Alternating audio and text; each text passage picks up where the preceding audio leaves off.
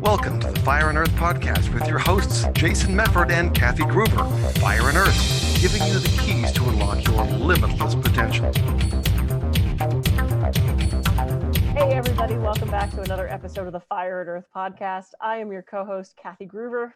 And I'm Jason Mefford. And today we have a special guest talking about a topic that I am very excited to hear about. So Saba, welcome to the show. Hey, why don't you first just take a minute and let the listeners kind of know a little bit about you. And then like I said, I'm excited to get into this topic because you told us what it was going to be beforehand, and I've got to find out what this is. So take it away. Okay, so although this is all about hypnosis, but my background is actually in computers. So I did that for many years, basically did application development.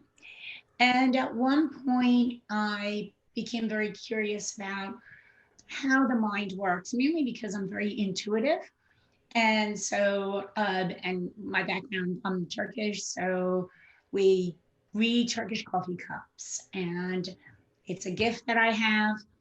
And I wanted to understand better how the brain worked and how I was able to do this. So I figured hypnosis might be an interesting way to understand how the brain works. And through there, I just became fascinated with hypnosis. And I was an entrepreneur. I was, self-employed. So I figured, you know what? I'm going to give a workshop and teach people how to do self-hypnosis for weight loss. At the end of that workshop, although I had no intention of changing my career, I began to get more and more clients. And at one point I just said, you know what? I'm juggling all these things. I'm just going to go for it. And I'm going to go straight into hypnosis. I can always go back to my application development at any point. And that's what I did. And since for the past 12 years, I've been doing hypnosis and biofeedback, which is essentially a computerized version of acupuncture. So I'm not only working with the client in their unconscious and conscious mind, but also down to the organ level. So we're releasing stress blockages from the organs as well as in the mind. And recently, I developed a process called the Genius Activator, which helps us tap into our inner genius, because I truly believe that we all have an inner genius. And it's something that I'm really passionate about, mainly because as a child and primarily as an adolescent, I was told that by teachers that, you're just incompetent, don't worry about it, you just can't do it. And deep inside, I knew that wasn't true. And it wasn't until I had an opportunity where I moved to a new school and I said, you know what, I am going to prove it to myself and prove all those teachers in my past wrong, that I am capable and that I am intelligent. And I did. Well, you're in pretty good company too, because if I remember right, Thomas Edison and Albert Einstein were told the same things, right? Yeah. So.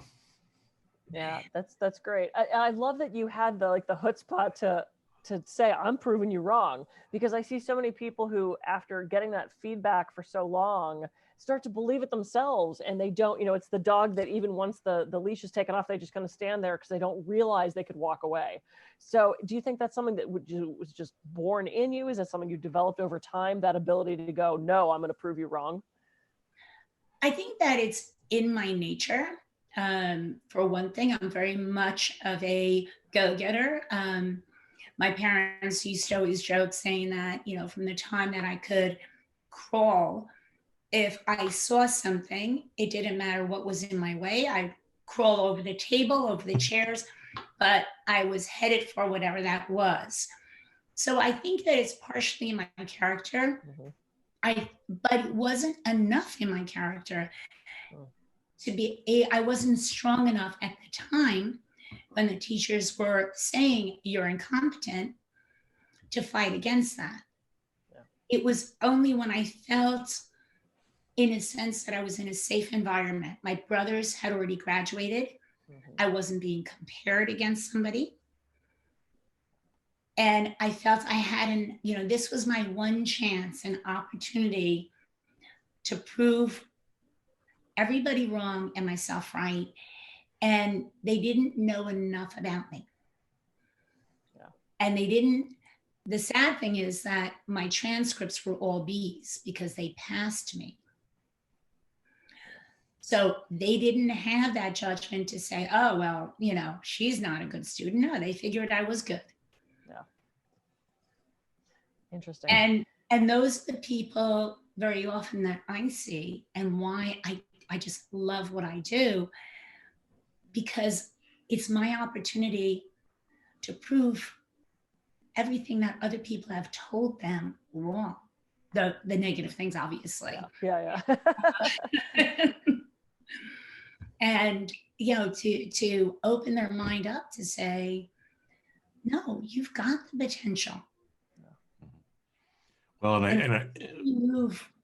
I'm sorry, go ahead. Well, no, I was just going to say, because, we've had a lot of hypnotists on here. 2 out of 3 are hypnotists, right? But I do actually, 2 to 3 self-hypnosis sessions a day for myself, right? Because again, it's one of those things that, it's a huge thing. I know a lot of people might be freaked out about it, but it's like, I'm telling you, that's been like one of the best things that I've ever done in my life, right? Because we have all these stories, we have all these things that are going on, and we got to kind of break through that, right? And like you said, all of us have a genius inside. So how can we unlock it? So maybe let's start talking about that, because the term genius activator, I'm like, ooh, give me more, give me more, give me more. And then also from the biofeedback standpoint, how you're actually, getting not just in the conscious subconscious mind, but actually down into the body and the organ area, where again, there's a lot of energy that's trapped, trauma, other things like that are trapped in the body too. So how you're helping people kind of release that and get through it. Sure. So first of all, the biggest obstacle with reaching your genius is all the negative, the noise in your mind. So if I'm trying to find a solution and I'm thinking, how am I going to solve this? But meanwhile, the noise is sitting there saying, you'll never be able to do this. You're not smart enough. You're not good enough. Oh my gosh, if you don't find a solution, you're going to get fired. Mm-hmm.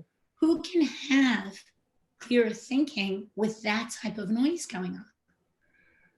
So the first thing we need to do is to erase those limiting beliefs, erase those negative thoughts. And once we do that, then we can start having clarity.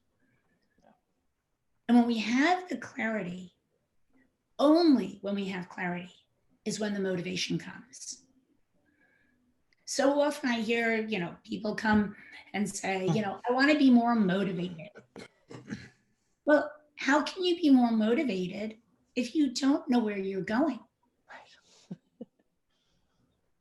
And once we have that motivation, then we start moving forward. And when we move forward, we start loving ourselves because we feel proud of what we're doing. Mm-hmm. So we have to have that self-love. Yeah. And when you have the self-love, then you start reaching into your inner genius because you're trusting yourself. So all you're doing at that point is unlocking it. Now, often people think that they have to bring in something for that genius. But it's within us. And once we have unlocked our inner genius, then the creativity opens up. Then the intuition opens up. And then we have abundance. I love it. I want to go back to something you said about quieting that noise, and how can you possibly make a clear decision? How can you move forward with all this noise? And how many times are we driving around and we're looking for an address? And what do? We turn off the radio. Or, we're trying to parallel park and we're like, and we turn off the, shh, I'm doing something. Right. Just having that background noise that's actually background noise is distracting enough. And we have these chattered thoughts, 60,000 a day. So yeah, you're right. How do we shut all that out and get into that genius mind? So that's the $1 million question. How do we shut out those thoughts? Because I know mine, as a vastly intelligent person, my brain has something to tell me every 3 to 5 seconds. So as does everybody's who's listening, so how do we do that? How do we go shh and just turn that off so that we can come up with that genius?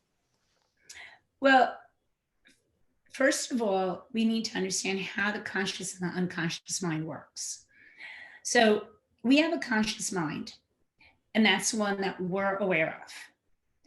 The one that has turned on the podcast, that's the conscious mind.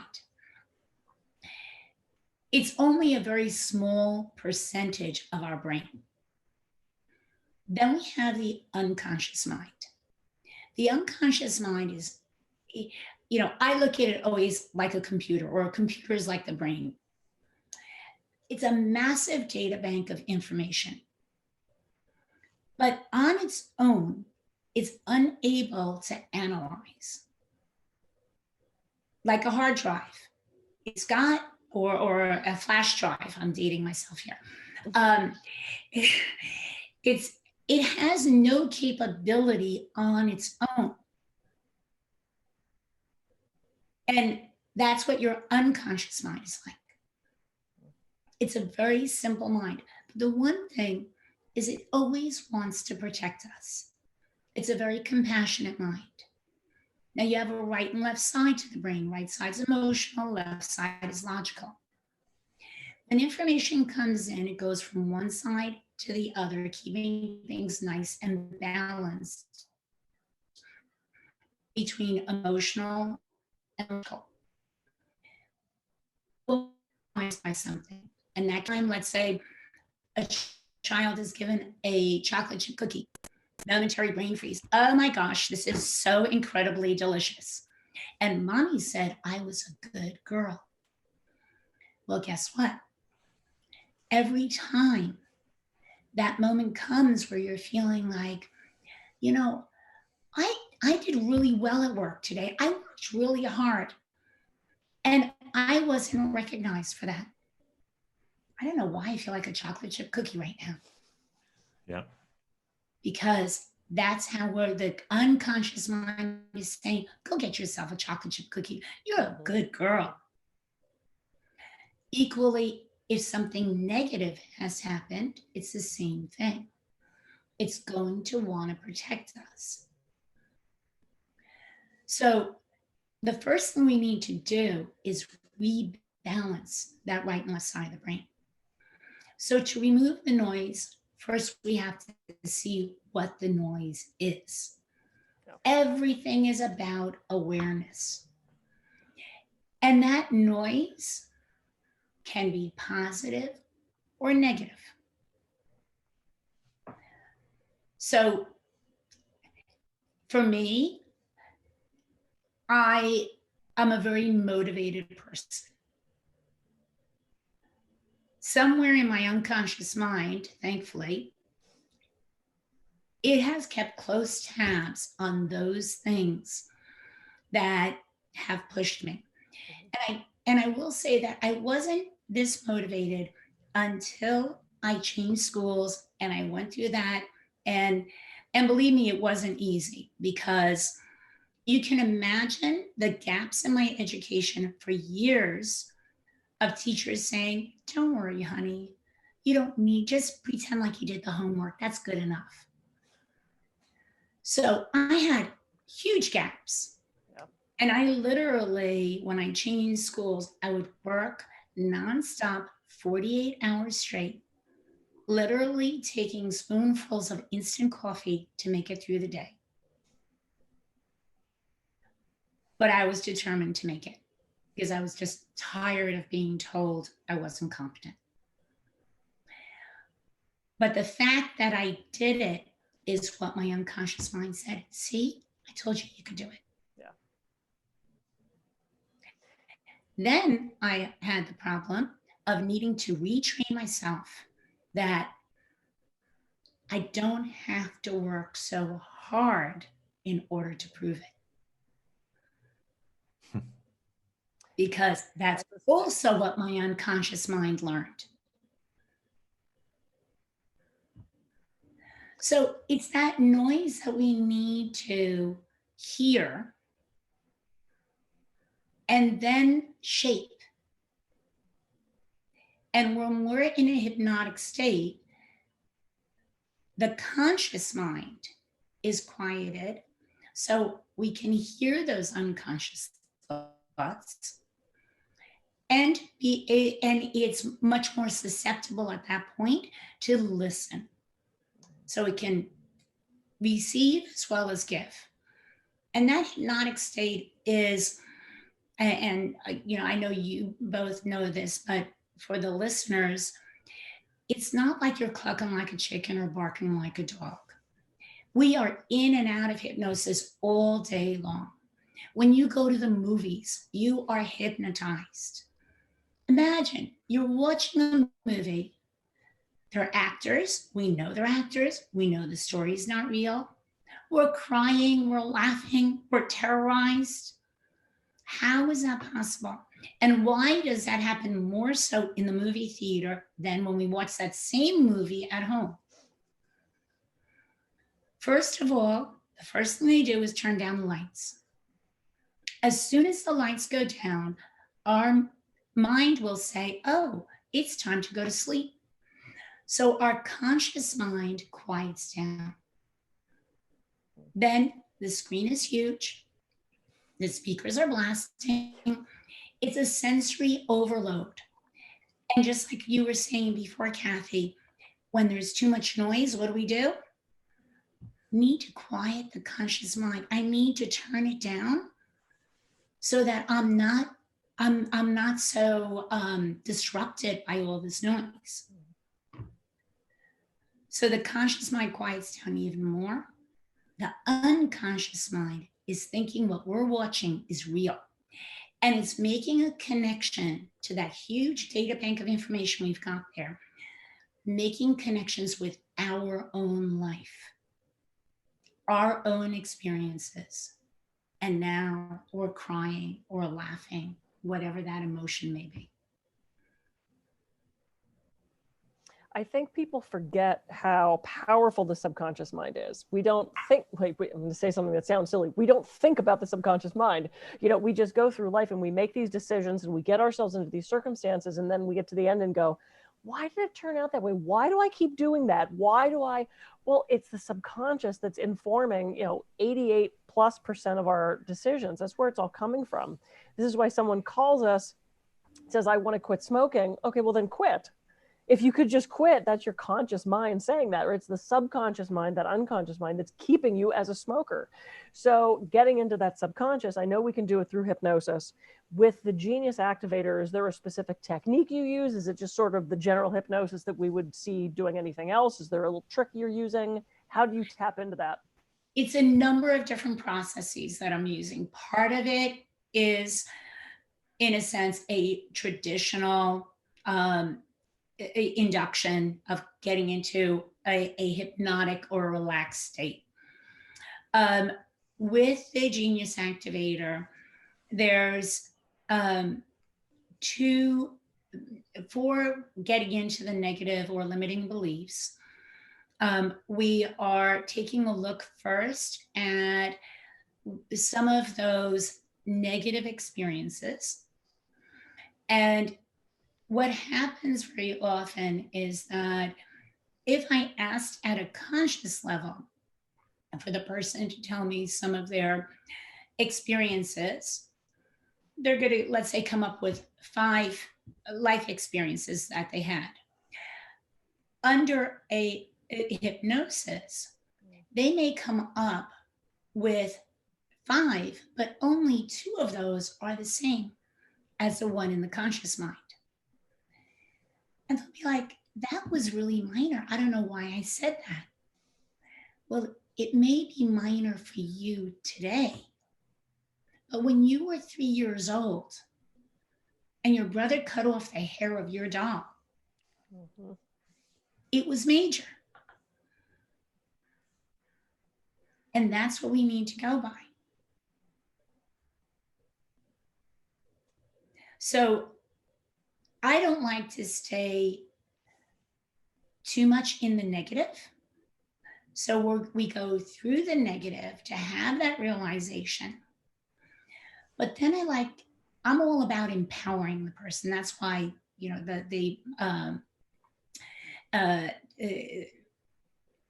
with my company, we say, live life empowered.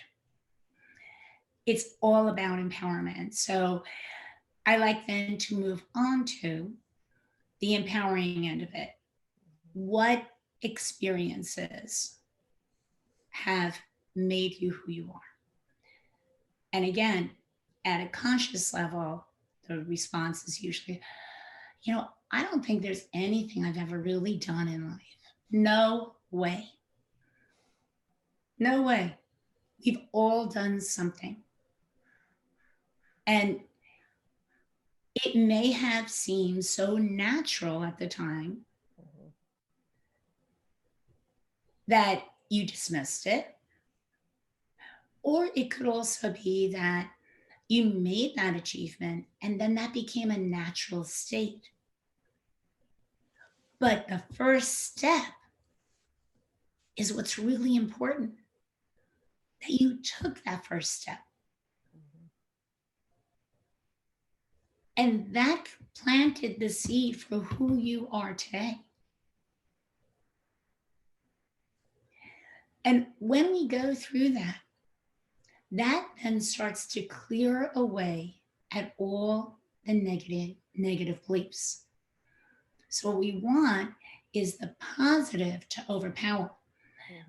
It's really strange with the human mind that we are more comfortable in the negative, in the pain, than we are in the positive. Because the pain protects us.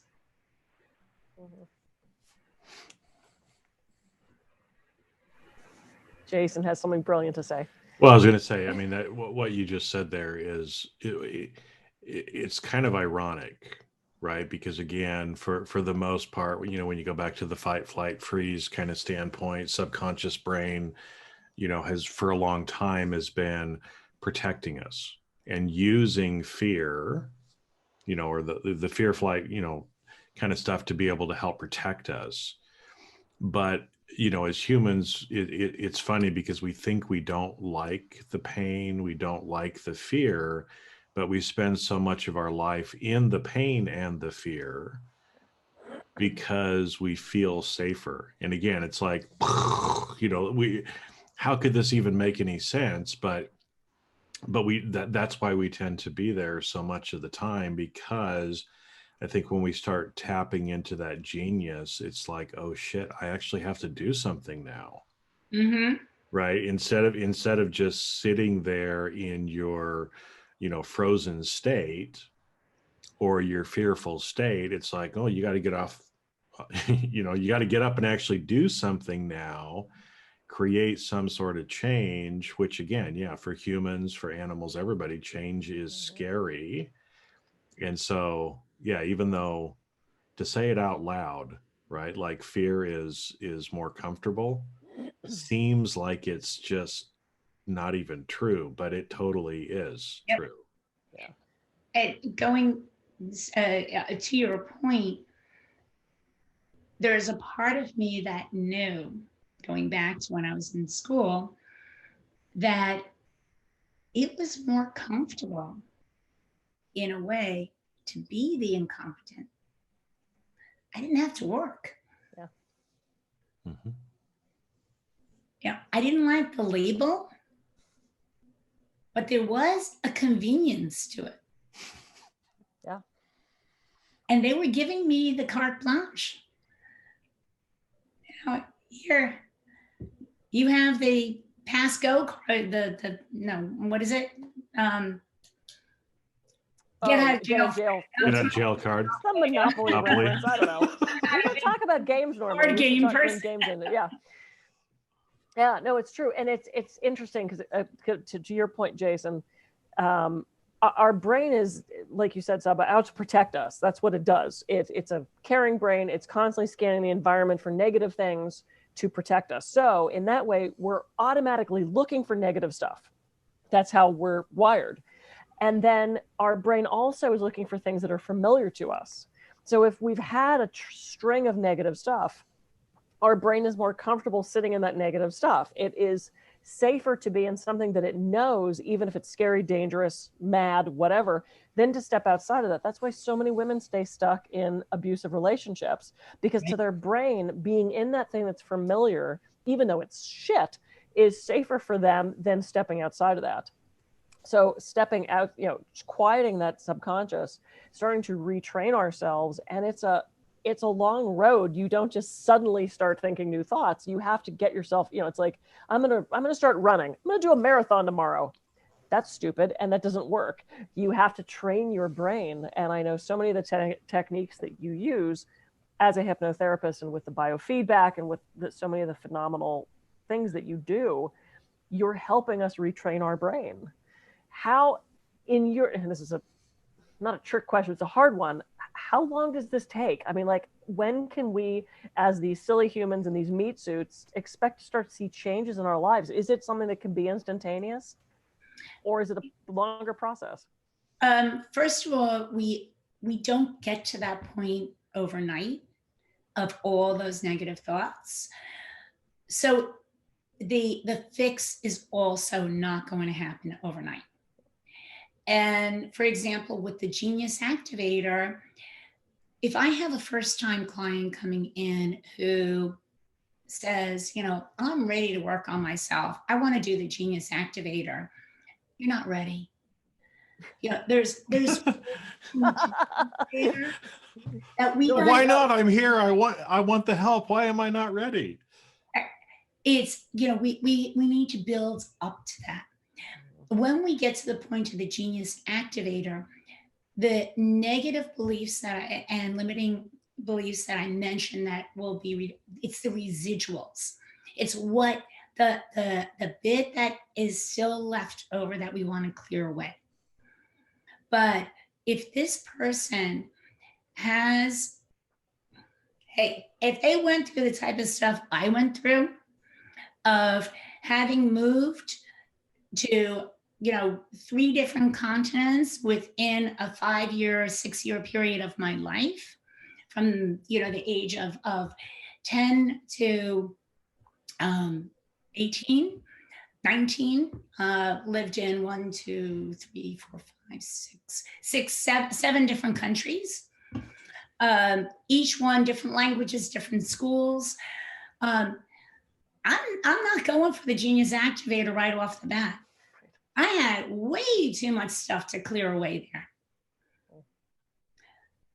So in answer to your question, Kathy, most people that I see who the average is usually around somewhere between 5 to 8 sessions to generally clear away to get to their goal.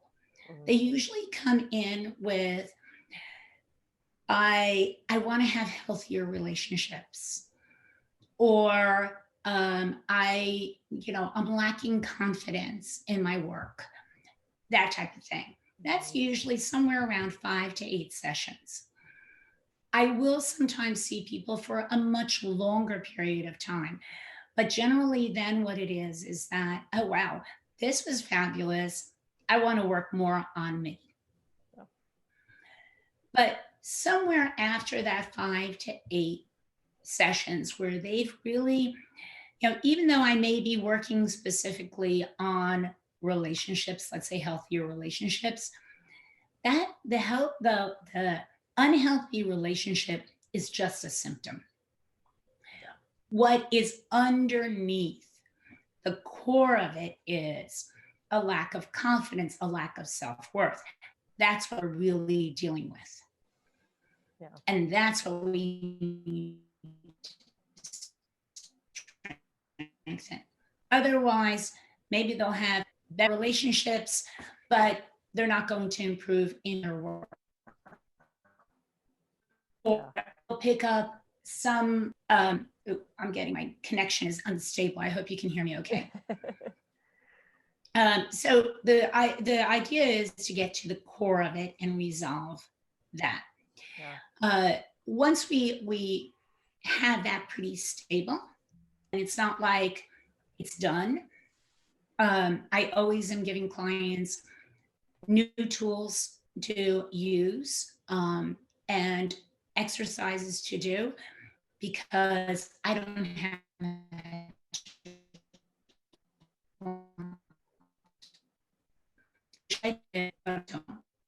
so really the magic wand is allow them to pull out, to find their magic wand. Yeah. And to use. You would start to say you give people tools and then you blurt a little bit. So just tell us that again. You give people tools. Is this like homework weekly kind of thing, or how does that work? With every session, they'll have some type of homework, some type, it could be something as simple as, I need you to start journaling every night. I do handwriting analysis. I'll teach them how to write. Mm-hmm. So that it's not just an affirmation that they're writing or their thoughts that they're putting down, but also the way that they're writing. Yeah. Because if our minds control the way we write, and that it shows immediately what they're thinking, then if we change the way we write, we're going to change the way we're thinking. Not necessarily what we're writing only, but how we're writing it, how we're forming those letters. Yep. So it might be something like that. So I'll give them the tools, I'll give them the exercises. The magic wand is in them. Those tools will help them find their magic wand. Yeah. And once they've gotten to the point that they've sort of gotten to the core of that issue and strengthening their self-worth, their confidence, now we're ready for the Genius Activator. Yeah. I love it. I love it. And of course, guess what, Jason? Time. Yeah. We've run out of time, as we do. Well, we'll just have to leave people hanging with that, and they'll have to start working with you and get into the Genius Activator. This has been so great. I love this. I love this technique that you're talking about. I mean, I'm a hypnotherapist. We've talked to countless hypnotherapists, and this is just so exciting because it's true. It gets to the root. It's the root cause thing. It's like you don't treat the headache. What's causing the headache? Let's get to the root cause. Shut out that noise. And remembering how powerful our subconscious is and that we do have control over it. I love handwriting analysis. I completely agree with you. Changing the writing can change your subconscious. So Jason, any final thoughts? Well, yeah, I was going to actually go there on the handwriting a little bit because, one thing that I've been taught that I try to be more conscious of is the words we use and how we say things gives us a little insight into what our subconscious is really thinking, right? But never even thought about it from a handwriting analysis standpoint, that even the way that we're forming the letters and the other stuff when we're writing, whether we're speaking or writing, it's not just the words, but the form in which we're doing it, probably the energy with which we're actually saying the words as well, to help us start kind of understanding, but love the idea that, again, regardless of who we are, we've experienced different things in our life that we've got to kind of clear out And once we clear out some of those things, then we can start, digging deeper into some of these genius things and really unlocking potential. But it's hard, it's like that old analogy of carrying a backpack with a bunch of rocks. Until you start getting rid of some of the rocks, it's going to make the journey pretty difficult. And that's what you're doing. You're helping people clear that stuff out so then they can start fresh on now training yourself differently going forward to be successful. So fabulous stuff. Yeah. And it allows space. As you take those rocks out of the backpack, you can fill it with beautiful things like flowers and wine. Mm-hmm. Because it's all about flowers and wine. It's all about flowers and wine. Yes, absolutely. Oh, Saba, this has been such a great conversation. Thank you so much. Tell everybody how they can. Oh, of course. How can everybody reach you if they want to get in touch? Selfempoweredminds.com. Okay. Beautiful. It's right in the background there. Perfect. This has been amazing. Thank you so much for coming. I'm Kathy Gruver. I can be reached at kathygruver.com. And I'm Jason Mefford. I can be reached at jasonmefford.com. So have a great rest of your week, and we will catch you on the next episode of the Fire and Earth podcast. See ya. See ya. Thank you so much. Thank you both, and thank you, listeners.